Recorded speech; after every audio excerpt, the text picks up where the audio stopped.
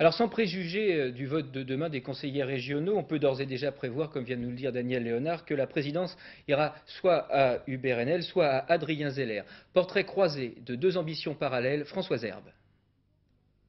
Hubert Haenel, Adrien Zeller, l'affrontement de deux hommes ambitieux.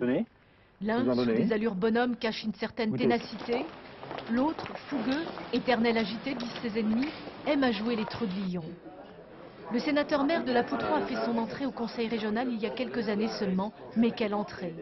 Élu en 1992, il devient premier vice-président de l'Assemblée régionale, non pas un vice-président remplaçant occasionnel, mais un véritable permanent du pouvoir régional qu'il exerce en tandem avec Marcel Roudloff.